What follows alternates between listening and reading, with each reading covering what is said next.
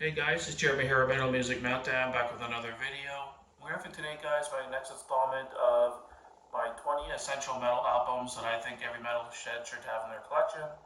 I've done 4 parts of this already. This will be part 5. I hope everyone had a great holiday and Christmas, Hanukkah, whatever you celebrate. It was a really good time for me. Had some good time with hung out with my brother and his family, and just had a good laughs. That's what Christmas is all about: being with your loved ones, having a good time, listening to music, just a good time all around. But we're back to the drill, guys. We're going to get some more videos cranked out for you here. So this will again be part 5 of my essential albums in the collection. If you are new to the channel, thank you for checking out the video. If you like the video, please subscribe and hit the like button. And if you haven't checked out the other 4 parts, definitely check them out in the playlist. So let's jump right in, guys. We got 20 more albums that I would consider essential. Starting off, we got the Mighty Cannibal Corpse. I went with the Visceration Plague, just because it's always been my favorite Cannibal album. It's one of the later period albums from 2009. But top to bottom, it's just a monstrous album. I've always loved it. It's got a lot of high energy stuff, but a lot of mid-page kind of bangers as well. And in my opinion, a must-have in every collection. Next, we got another legendary death metal debut, Effigy of the Forgotten from Suffocation. Probably in my opinion, their best album to date, still to this day. Just an all-time classic, early death metal album, 1991 is reported. And just a brutal album, super heavy in brutality, and very technical at the same time. These guys kind of invented the whole slam kind of scene as well. Really good album and a must-have. Next we got the debut album from San Francisco Bay Area thrashers, Violence. It's kind of second tier thrash bands. Always had that one album that really stood out, and that was kind of considered an all-time classic. And Violence has this album, which is Eternal Nightmare. Of course, the iconic album artwork that everyone knows. And it's always been their best album, in my opinion. They kind of started a little bit later. It was released on '88, so a little bit kind of the second wave of thrash metal bands that came out in the '80s. But it definitely no denying it's an all-time classic and a must-have.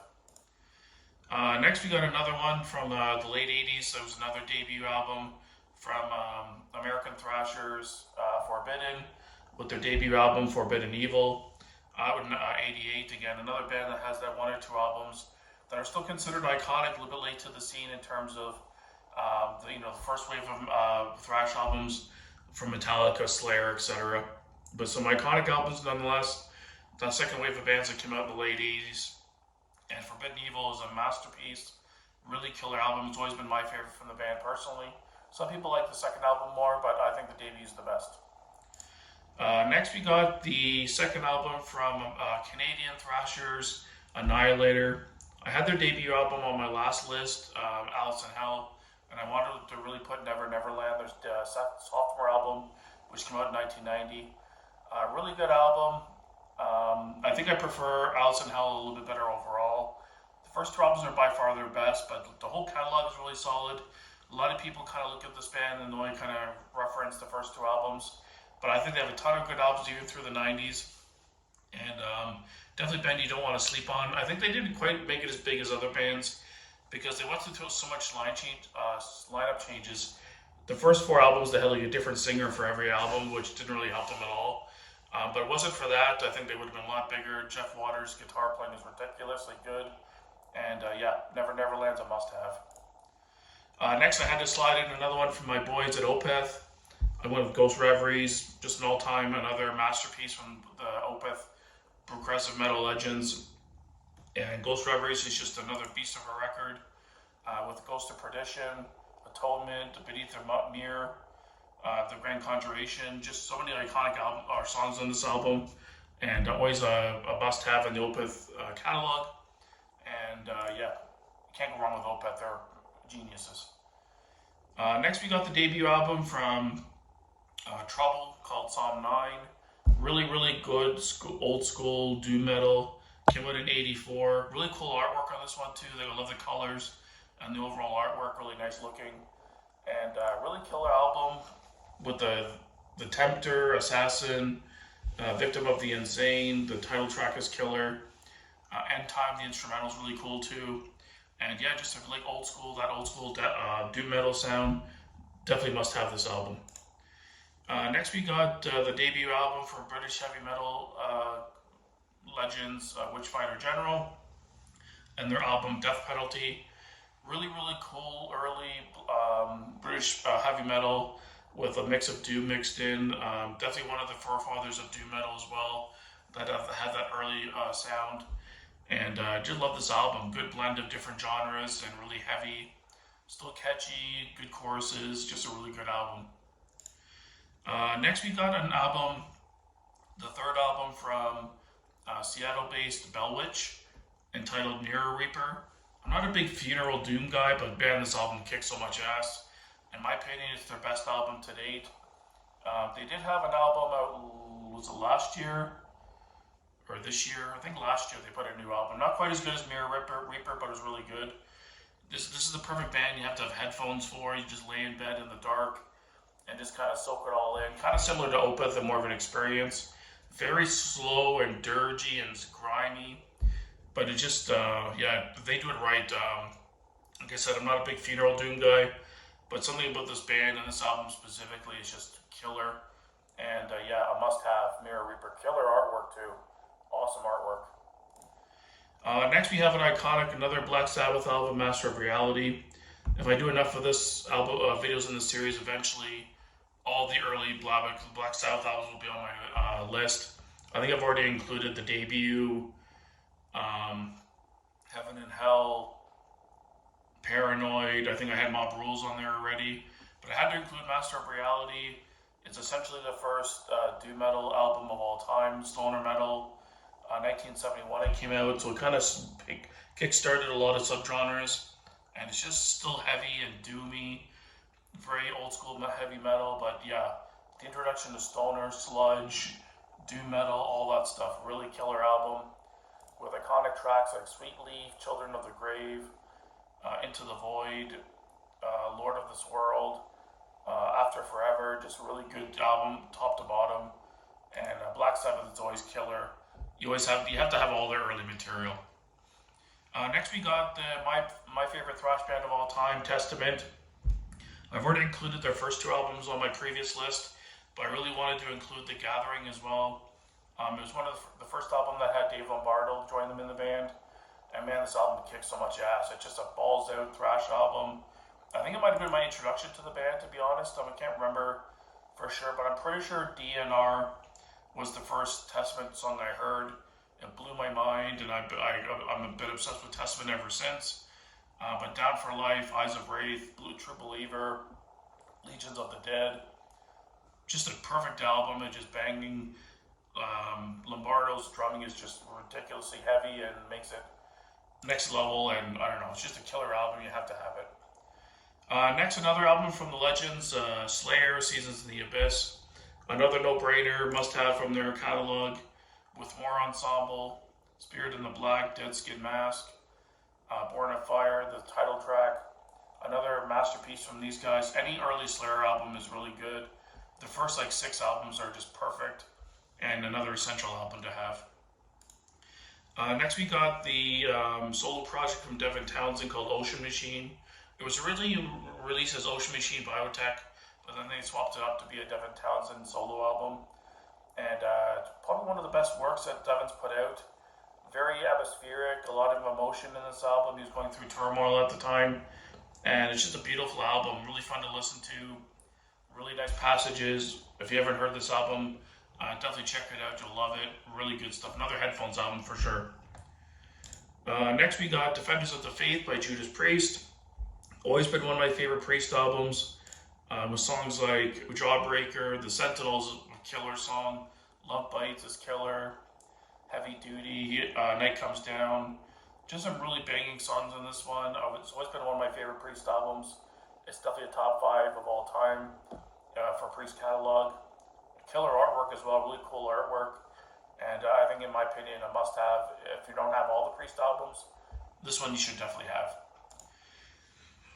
Next we got a much newer release. I included some newer releases on my previous list, some more recent albums that I think are still considered essential. They're just that good. The band Wilderrun with their album Veil of Imagination. Really cool artwork. If you love Opeth, You'll love this band. They're very like prog metal. They've got some symphonic elements mixed in there.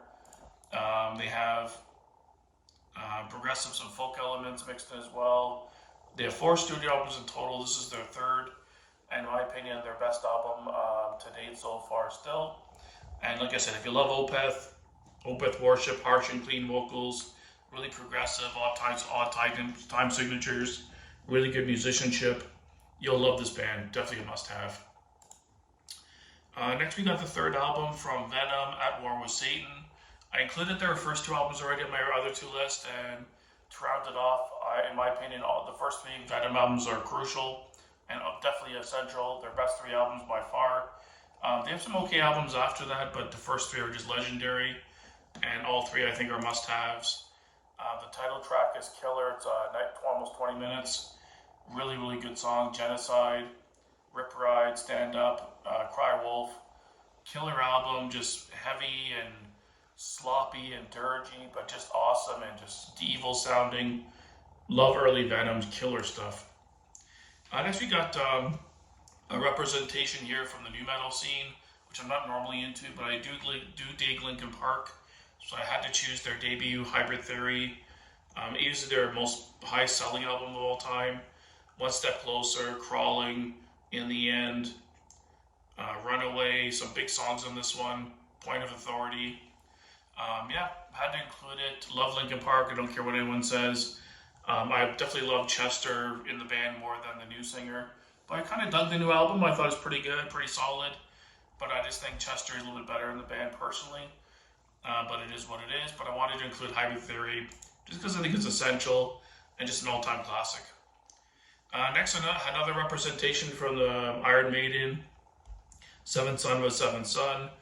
Eventually, you could have the first 7 Maiden albums on here easily, and they're all essential in my opinion, but I wanted to throw another one in.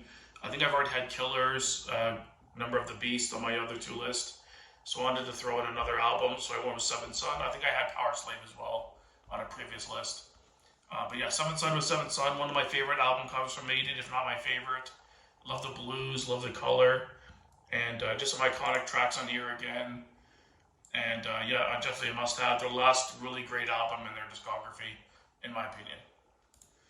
And last 2 here, we have Terminal Redux by Vector, really good technical thrash metal band. They're more recent as well. This is from 2016, and their previous album, Black Future, was really good in 2009. That's was my introduction to the band.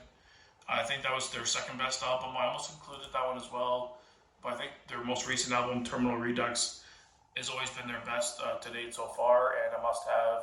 Just a really good new thrash band, creating a different sound, very unique, and yeah, killer album.